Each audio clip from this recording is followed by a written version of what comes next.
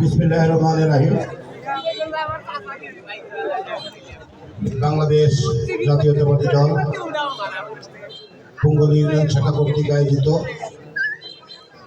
আজকের এই নির্বাচনী জনসভার সম্মানিত সভাপতি, আজকের এই জনসভার প্রধান আকর্ষণ আমাদের ধানের শীষ প্রতীকের কান্ডারি, বাংলাদেশের প্রখ্যাত কৃষিবিদ, বাংলাদেশ জাতীয়তাবাদী কৃষক দলের কেন্দ্রীয় কমিটির সংগ্রামী সভাপতি জনাব হাফান জাফির তুহিন ভাই সহ ফরিদপুর উপজেলায় রোনাঙ্গ সংগঠনের নেতৃবৃন্দ, চাঁদমোহরের নেতৃবৃন্দ, আমার সামনে উপস্থিত পুঙ্গল ইউনিয়নের 9টি ওয়ার্ড থেকে আগত বিএনপির নেতাকর্মী ভাইয়েরা, সবাইকে আমি আমার ব্যক্তিগত পক্ষ থেকে আমাদের প্রার্থী জনাব হাফান জাফির তুহিন ভাইয়ের পক্ষ থেকে জানাচ্ছি আন্তরিক শুভেচ্ছা ও সালাম। আসসালামু আলাইকুম। আমরা সবাই জানি যে আগামী 12 তারিখে এই দেশে জাতীয় সংসদ নির্বাচন অনুষ্ঠিত হবে।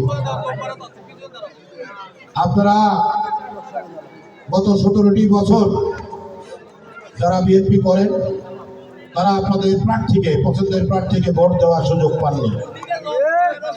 গত 17টি বছর আমরা যে আন্দোলন সংগ্রাম করেছি, আমাদের অসংখ্য নেতা কর্মীকে হারিয়েছি, অনেককে গুম করা হয়েছে, অনেককে হত্যা করা হয়েছে, অনেকের উপর অত্যাচার, নির্যাতন, জুলুম করা হয়েছে, শুধুমাত্র একটি কারণে, সেটি হচ্ছে ভোটের অধিকার ফিরে পাওয়ার জন্য।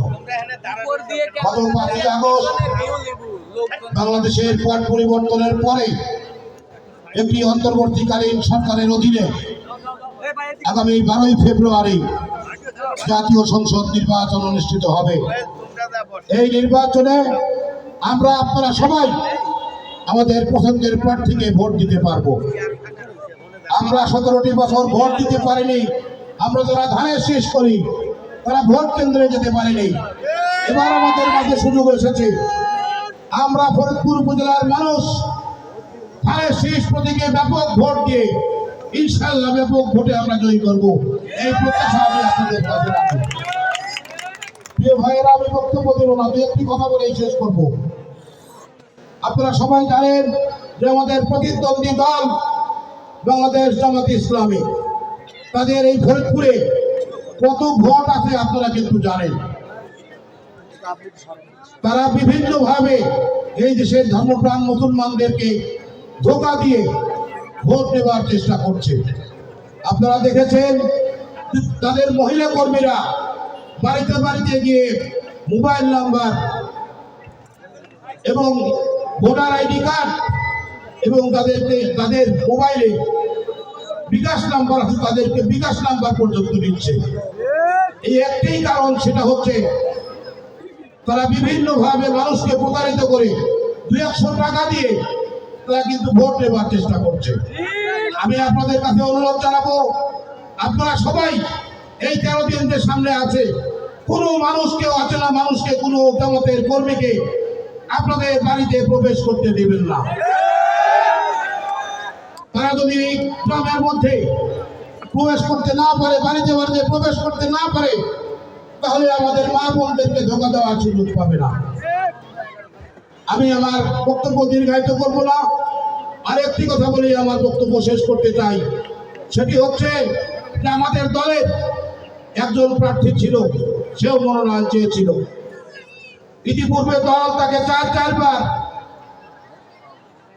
মনোনয়ন দিয়ে সম্মানিত করেছিল। 2বার সে এমপি নির্বাচিত হয়েছিল আমাদের, আপনাদের ভোটে। এবার যখন তাকে মনোনয়ন দেওয়া হয়নি, তখন সে দলের বিরুদ্ধে স্বতন্ত্র প্রার্থী হয়ে আপনাদের কাছে ভোটের জন্য আসছে। আমি ফরিদপুর উপজেলাবাসীর কাছে অনুরোধ করব, আপনারা অবশ্যই তাকে বলে দিবেন যে এই ধানের শীষের বাইরে ফরিদপুরে কোনো ভোট হবে না। যে দলের সঙ্গে বেইমানি করতে পারে তাকে ভোট দেওয়ার কোনো সুযোগ আছে বলে আমি মনে করি না। আপনারা ইতিপূর্বেও দেখেছেন দল যখনই তাকে মনোনয়ন দেয়নি তখনই সে বিভিন্ন দলে যোগ দিয়েছে। জাতীয় পার্টিও করেছে সে, এক সময় তার নাম হয়েছিল গোল আলো, আপনারা জানেন নিশ্চয়ই সবাই। কাজেই আপনাদের কাছে আমি অনুরোধ জানাবো, এই 13 দিনকে সামনে রেখে আপনারা সবাই সম্মিলিতভাবে ঐক্যবদ্ধ থেকে আমাদের ভোটাররা তাদের ভোট কেন্দ্রে উপস্থিত হয় এবং বাড়ি বাড়ি গিয়ে আপনারা ভোট চাইবেন এই প্রত্যাশা রেখে, এবং আগামী 12 তারিখে বিপুল ভোটের ব্যবধানে আমরা আমাদের প্রার্থীকে ফরিদপুরে বিজয়ী করব এই প্রত্যাশা রেখে সবাই সুস্বাস্থ্য মঙ্গল কামনা করে আমি আমার কথা শেষ করছি। খুদা হাফেজ, আসসালামু আলাইকুম।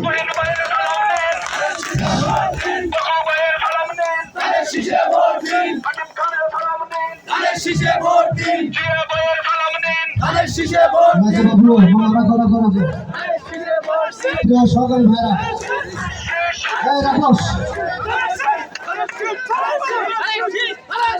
ধন্যবাদ। প্রিয় সহকারী ভাইরা, এবার আপনাদের মাঝে যিনি বক্তব্য রাখবেন তিনি কিন্তু